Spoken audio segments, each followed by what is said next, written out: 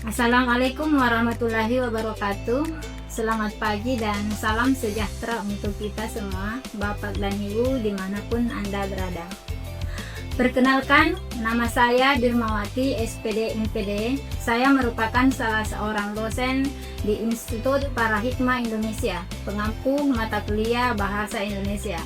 Tujuan saya membuat video ini adalah untuk memenuhi tugas sebagai salah satu syarat sertifikasi dosen tahun 2025, yaitu pelatihan kompetensi dosen pemula disingkat dengan PKDP tahun 2025. Sebagai dosen pengampu mata kuliah Bahasa Indonesia, mata kuliah Bahasa Indonesia merupakan mata kuliah wajib di institut dengan bobot 2 SKS selama 1 semester. Mata kuliah Bahasa Indonesia mencakup aspek sikap, pengetahuan, kebahasaan, dan keterampilan berbahasa yang akan menunjang kompetensi mahasiswa dalam pemakaian bahasa Indonesia yang baik dan benar, berdasarkan ragam baku, ragam ilmiah, untuk berkomunikasi dan mengembangkan kemampuan menulis karya ilmiah berdasarkan sistematika penulisan berbasis online dan offline. Selain itu, pembelajaran bahasa Indonesia dijadikan sebagai acuan sekaligus sebagai pendukung utama mahasiswa dalam melaksanakan tugas untuk mencapai gelar akademik.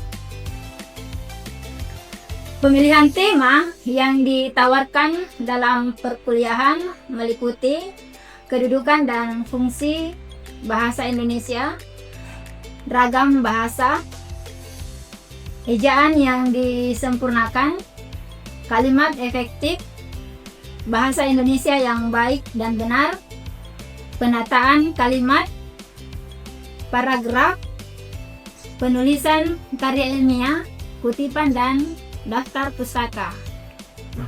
Baik, pada mata kuliah ini saya akan menjelaskan materi tentang penataan kalimat pada CPMK 7, yaitu mahasiswa mampu memahami penataan kalimat, dengan sub CPMK yaitu mahasiswa mampu memahami kalimat kontaminasi, kalimat pleonastis, kalimat ambigu, kalimat paralel, dan kalimat tidak logis.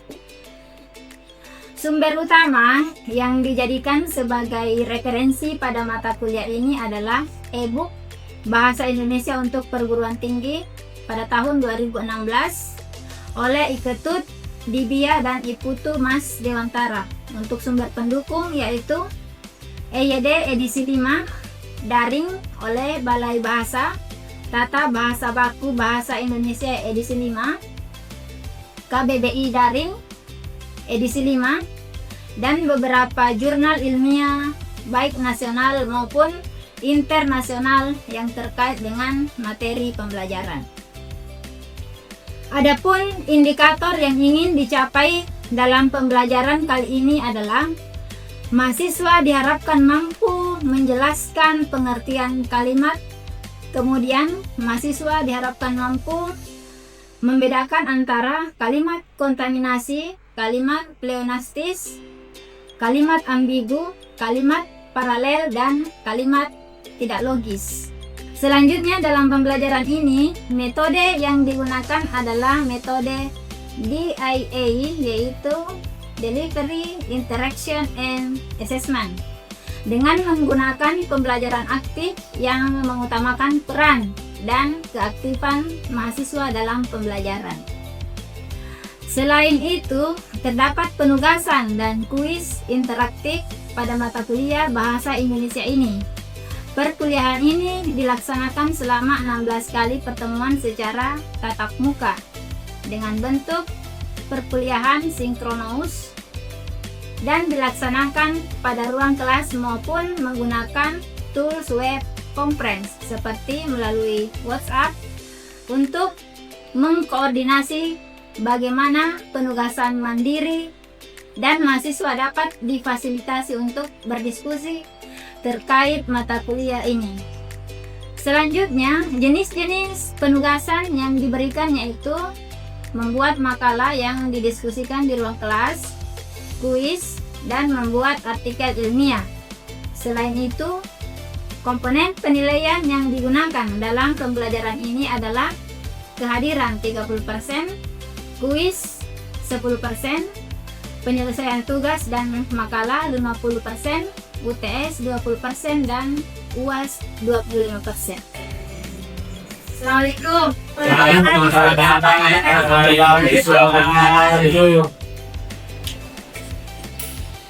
Bagaimana kabarnya hari ini? Ya, alhamdulillah. Sehatnya?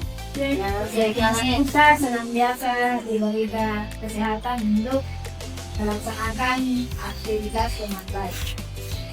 Ada yang kenal tadi ini? Nanti saya cek di Istiakat.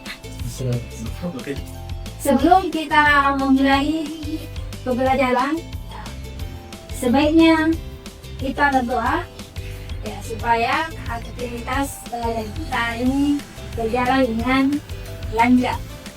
Ya, doa dengan baik. Ya, selesai. Nah, kali ini kita akan membahas mengenai jadi ada yang ingin menjawab? Ya, silakan Bang Din.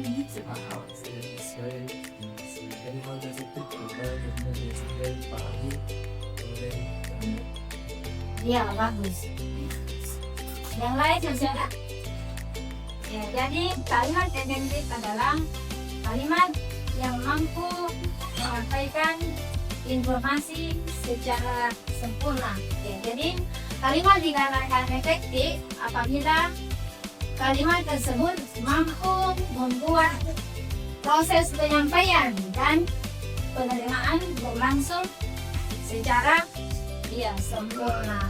Ya, artinya informasi yang disampaikan tergambar lengkap dalam pikiran si penerima pesan, ya, persis seperti yang disampaikan atau yang dimaksud oleh si pembicara atau si penutur.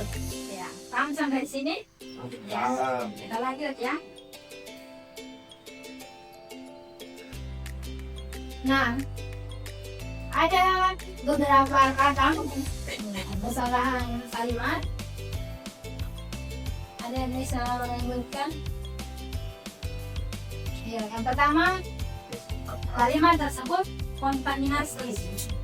Ya, kemudian yang kedua, ya, pleonastis.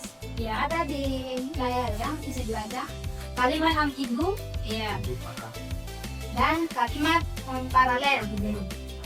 Ya, serta kalimat tidak logis. Ya, apa yang disebut dengan kalimat kontaminasi? Kalimat kontaminasi merupakan kalimat yang di dalamnya ada kesalahan, misalkan dalam penulisan atau Iya, baik.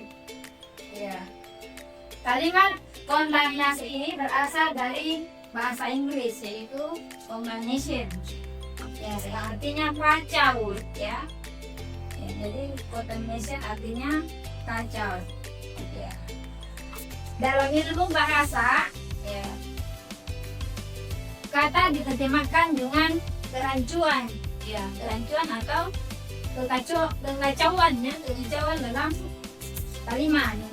Ya, jadi rancu itu adalah kacau. Gejala kontaminasi, ya, dapat terjadi karena yang pertama, ya, orang kurang menguasai penggunaan bahasa yang tepat, ya, baik dalam menyusun kalimat, frasa atau dalam menggunakan beberapa imbuhan sekaligus untuk bentuk kata. Kemudian yang kedua, ya, kontaminasi terjadi tak dengan sengaja, karena ketika seseorang akan menuliskan atau mengucapkan sesuatu, dua pengertian atau dua bentukan yang sejajar timbul sekaligus dalam pikirannya, sehingga yang dilahirkannya itu sebagian diambilnya dari yang pertama dan bagian yang lain diambilnya dari yang kedua. Ya. Jadi gabungan ini melahirkan susunan yang kacau. Ini menurut Baduri ya, tahun 1900. Iya, 81. Baik, kita lanjut. Contoh, nah ini contoh kontaminasi bentukan kata. Mereka menyampingkan pendapat orang tuanya. Betul tidak? Efektif tidak kalimat yang pertama? Datang menyampingkan. Siapa yang katakan efektif? Ya, tidak efektif. Yang mana letak kesalahannya?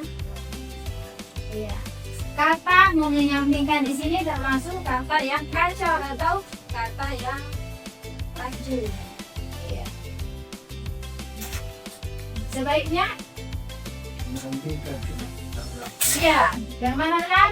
Ya, ini ya. Kalimat yang kedua dan kalimat yang ketiga. Ya. Mereka menyaksikan pendapat orang tuanya. Nah, ini merupakan kalimat yang rancu ya, atau kacau. Ya.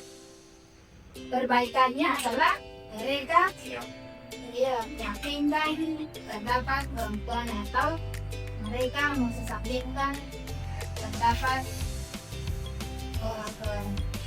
Tahu kenapa ini dikatakan rancu? Ya, karena terdapat gabungan dua kata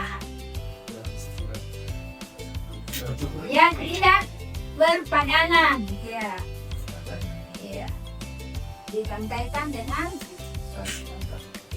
yang satu, ya dikaitan dengan ya satu kalimat, ya, sehingga menyebabkan kalimat tersebut menjadi rancu atau kacau.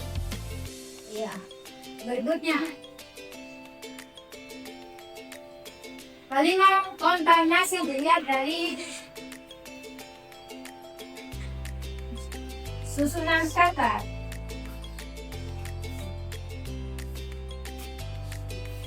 Ya, dia seringkali membolos. Ini seringnya kita dengar menggunakan kata seringkali.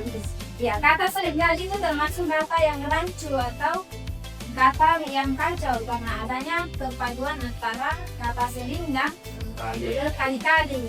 Ya, itu menyebabkan kalimat tersebut menjadi kacau atau rancu. Ya, jadi yang benar adalah dia sering membolos ya, dia mengucapkan tali bolos. Ya, begitu ya. Demikian materi tentang penataan kalimat yang kita bahas hari ini. Semoga bisa dipahami. Assalamualaikum warahmatullahi wabarakatuh.